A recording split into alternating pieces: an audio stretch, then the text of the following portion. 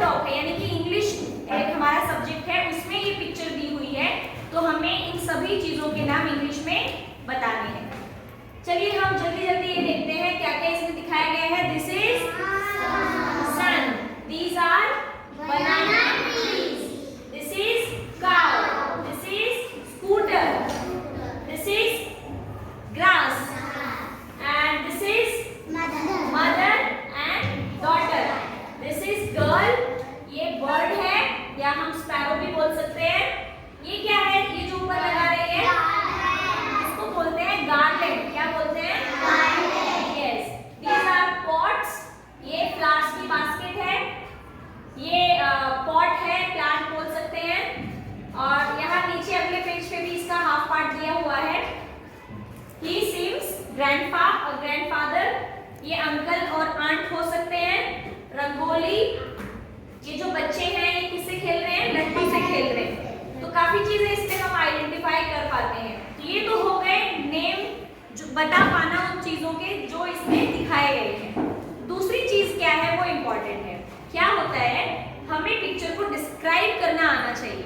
Describe करने का मतलब हमें पिक्चर के बारे में बताना आना चाहिए कि उसमें क्या दिखाया हुआ है। जब हम किसी भी पिक्चर को देखते हैं तो उसमें हमें क्या देखने को मिलेगा? देखो, ये जो मदर है ये क्या कर रही है? बालों में कंघी कर रही है।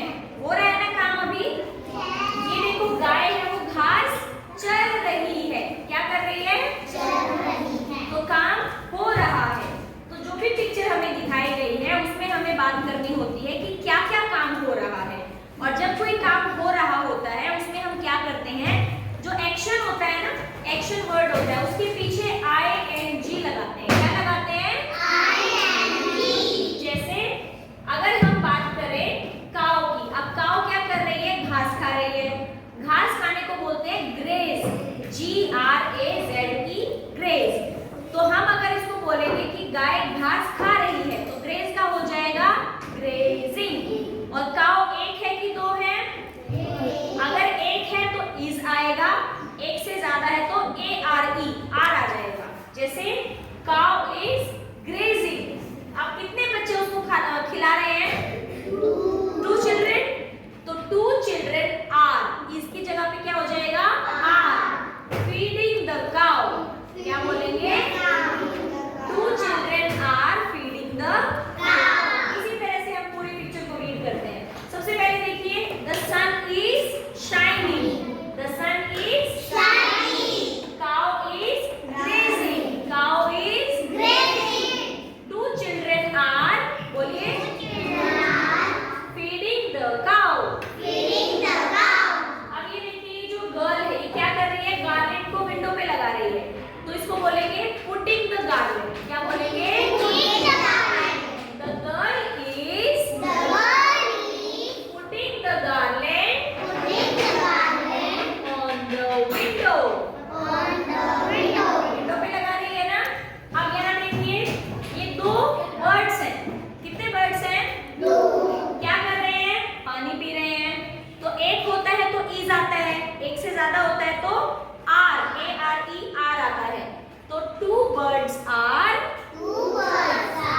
drinking water, drinking water। अब देखिए, ये फादर है, ये 1 है कि 1 से ज्यादा है? 1। क्या कर रहे हैं? ये स्कूटर को धो रहे हैं। तो स्कूटर को वॉश कर रहे हैं। तो वॉश हमारा क्या हो गया? Action, action word. Action word के पीछे क्या लगाना है?